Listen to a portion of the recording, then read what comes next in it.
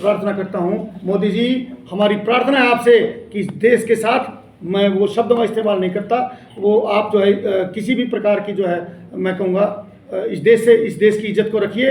हाथ जोड़ के प्रार्थना, आप झोला उठाकर चले जाएंगे, ये देश कहाँ जाएगा? ये देश भगत सिंह, राजगुरु, सुखदेव, हजारों जो लाखों कार्यकर्ताओं का देश है जिन्होंने अपने देश के लिए कुर्बानी दी, ये देश कहाँ जाएगा? आप तो फिर से हो सकता है कहीं उठाकर झोला उठाकर कहीं पहाड़ों में चले जाएं। तो मेरी प्रार्थना है इस देश के साथ न्याय करें, ईमानदारी से इस देश के बच्चे की तरह रहें। धन्यवाद।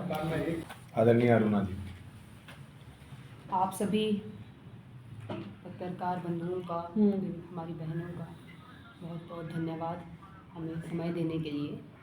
हमारे बीच हमारे आदरणीय एक्स सर्विसमैन सर बैठे हैं, उनकी टीम हमारे साथ बैठी है। हमारे बीच शौर्यवीर जी और हमारे प्रदेश के उपाध्यक्ष किशन जी, हमारे जिला अध्यक्ष, हमारे पूरे पदाधिकारी यूथ कांग्रेस की टीम हमारे बीच बैठी है।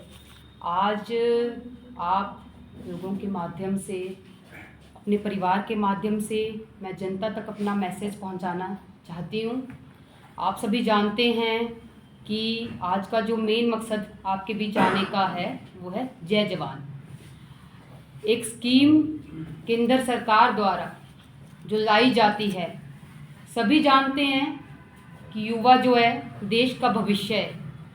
आने वाली पीढ़ी किस तरह से उनके जीवन में एक तरह से अंधकार केंद्र सरकार द्वारा लाया गया। 2014 से पहले बड़ी बड़ी बातें की गई, हम बेरोजगारी कम कर देंगे, युवाओं को 2 करोड़ नौकरियां देंगे, महंगाई कम कर देंगे, ऐसे ऐसे स्कीम्स ले आते हैं। जीएसटी ने लोगों ने लगाई, नोटबंदी ने लोगों ने की, लेकिन हमारी जनता सभी चीज़ों को, पढ़ी लिखी जनता है, किसी को समझाने की ज़रूरत नहीं है, पढ़ी लिखी जनता है, सभी भली भांति जानते हैं किस तरह से वोट बैंक की राजनीति ये लोग करने आ गए हैं। आज आप देख सकते हैं राम मंदिर की बात को, भगवान सबके हैं, हम भी राम भगवान की पूजा करते हैं, लेकिन ये जिस तरह से एजेंट बनने का काम कर रहे हैं आगे आके, अगर हमने दर्शन करने होंगे तो हम मंदिर में जाके दर्शन कर लेंगे, लेकिन जिस तरह से केंद्र सरकार जो है एजेंट बन के कहती है कि आज आप मंदिर में दर्शन करने ना आए, आपको किसने ये हक दिया है कि आप मंदिर के दर्शन करने से हमें रोक सकें? जहां जहां पर गैर बीजेपी सरकारें हैं, वहां पे हमारे जितने भी केंद्र से फंड जो जाना है वहां पे रोक दिया जाता है। हमें फंड नहीं दिया जाता, हमारी सरकारों को वहां पे डेवलपमेंट के लिए कोई पैसा नहीं दिया जाता। क्यों? क्योंकि ये केंद्र में बैठे हैं, और जहां पे इनकी बीजेपी की सरकार है, आप देख सकते हैं अंधाधुंध पैसा जो है सरकारों में जा रहा है। मैं हिमाचल प्रदेश से ताल्लुक रखती हूँ। कोरोना काल में पहाड़ी इलाकों में जिस तरह से पूरी बर्बादी हो गई, टूरिज्म जितने हमारे वहाँ पे टूरिज्म प्लेसेस हैं, वहाँ पे किस तरह से टूरिज्म एरिया में जनता आई और उनको किसी ने पूछा नहीं, वहाँ पे लोग मर गए, बर्फ के नीचे दब गए, पहाड़ियों में दब गए, लेकिन इन्होंने केंद्र पर सरकार ने चूं तक नहीं की, वहाँ एक पैसा तक नहीं भेजा। इन्होंने टाइट करने का कोशिश किया कि इनकी जो है सरकार वहाँ कांग्रेस की है।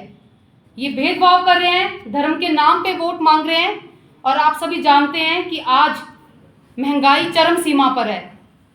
जब हम लोग केंद्र में थे, हमने कभी बदले की भावना से काम नहीं किया, स्वार्थ की राजनीति नहीं की, और जिस तरह से आज हमारे युवा साथी दर दर भटकने का काम इनका हो रहा है, इनकी कोई सुनवाई नहीं है। सुबह 4 बजे युवा साथी उठते हैं, मेहनत करते हैं, इनको क्या पता है केंद्र सरकार को, मोदी जी को क्या पता है कि बच्चों का दर्द क्या है। इनके अपने बच्चे नहीं है ना, इनमें से कोई अपना बच्चा होता तो शायद इनको दर्द होता कि किसी आम परिवार का बच्चा जिसके घर में सुबह उठ के ये पता नहीं कि खाना कैसे बनेगा, वो दिन रात मेहनत कर रहा है, आगे आ रहा है, ना उनको पेंशन है। 4 साल का इन्होंने जो स्कीम रखी है, वो जब बॉर्डर पे जाएगा तो कैसे वहाँ फोकस कर पाएगा? उसको तो पीछे का ध्यान रहेगा कि मेरे परिवार को तो आगे कौन देखेगा अगर मैं यहाँ पे मेरी कल को शहादत हो गई।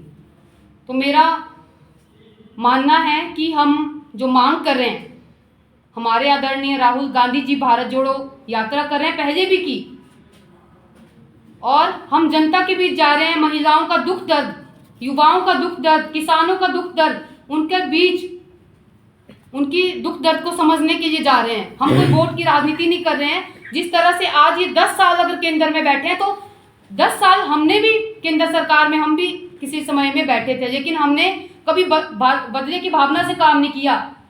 किस तरह से ये लोकसभा चुनाव जैसे ही आते हैं, कभी एजेंसियां जो इन्होंने खरीद ली हैं पूरे कठपुतलियां इनकी तरह नाच रही हैं, कभी ये किसी के घर ईडी बिठा रहे हैं, सीबीआई आप देख रहे हैं किस तरह से जोड़ तोड़ ये लोग कर रहे हैं। तो आज हम जिस मुद्दे पे बात करते हैं, हमारी मांग है, कांग्रेस पार्टी की मांग है कि जिस तरह से भर्तियां पहले होती थी, एक प्रोटोकॉल होता था, पहले की तरह हम मांग करते हैं कि वैसे ही भर्तियां की जाए। और 1.5 लाख युवा, जिस तरह से हमारे भाइयों ने बताया कि 1.5 लाख युवा हैं जिन्हें कमिटमेंट किया गया, पेपर पास किए गए और कमिटमेंट किया गया कि आपको जॉब देंगे, लेकिन कहते हैं कोरोना काल आ गया। अब तो कोरोना नहीं है, अब तो आप लोग जॉब दे सकते हो। और राहुल गांधी जी 1.5 लाख युवाओं से मिले हैं, 60 लाख लोग जो हैं, 60 लाख युवा साथी जो हैं, उन्होंने इसमें हिस्सा लिया था और 100 करोड़ की जो इन्वेस्टमेंट है वो इसमें की गई। लेकिन इन्होंने सिर्फ और सिर्फ भ्रष्टाचार की राजनीति करने पे आ गए हैं, क्योंकि हर एक जिनकी जय जवान के माध्यम से हमारी अग्निवीर जो माध्यम है उसमें जो भी भर्ती हुई है, 1.5 लाख जो युवा साथी हैं वो सब एक आम परिवार के बच्चे हैं। अगर किसी विधायक का बेटा उसमें होता, अगर किसी मंत्री का बेटा उसमें होता, तो शायद ये मुद्दा वहीं सॉल्व हो जाता। मेरा मानना है कि अभी देखिए हम जो आगे इसमें 28 तारीख तक, 28 फरवरी तक जो है, हम घर घर जो न्याय पत्र है हमारा उसको लेके जाएंगे।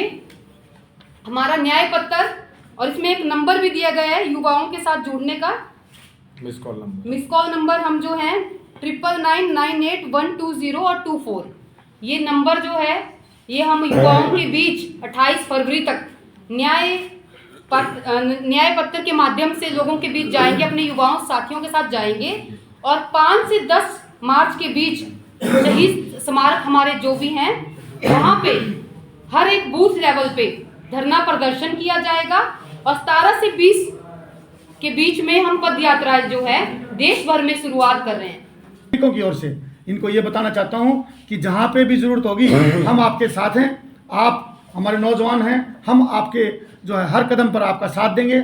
और किसी भी तरह से जो है ये जो स्कीम है, ये राहुल जी ने एक देखिए इस मामले में राहुल जी इन नौजवानों से मिले, 1.5 लाख नौजवानों से राहुल जी ने ये आश्वासन दिलाया कि भाई आपको जो है आपके साथ हम खड़े हैं। हम सबसे पहले सूर्यवीर जी ने बताया कि सबसे पहले हमारी मांग ये है कि इन 1.5 लाख बच्चों को रेगुलर कीजिए। उसके बाद हम ये चाहते हैं कि ये स्कीम ही, क्योंकि ये देश के हित में नहीं है, ये देश के साथ गद्दारी का काम करेगी। ये देश कल जो जब लड़ाई होगी, जब ये हार जाएंगे हम जो है इस सेना को कमज़ोर करने का काम करेगी। इसलिए हमारी प्रार्थना है इसको तुरंत हटाया जाए। और हरियाणा में भाई जो है दीपेंद्र जी ने एक घोषणा की है कि भाई जब जितने भी चले गए, वैसे राहुल जी ने कहा कि भाई इनको हटा देंगे, इस सिस्टम को ही हम ख़त्म कर देंगे। दीपेंद्र जी ने कहा कि जब तक हमारी सरकार आएगी और जब जो भी ये 4 साल वाले रिटायर होकर के आएंगे तो उनको जो है हम हरियाणा में पक्की नौकरी देंगे। एक मिनट और लूँगा मैं, आप सोच के देखो इन आदमियों की 4 मतलब एनुअल लीव और कैजुअल लीव में डिफरेंस है। इसका मतलब यह है कि एक आदमी जो साथ साथ रह रहा है, क्या उनकी जो रिक्वायरमेंट्स है वो अलग अलग होगी।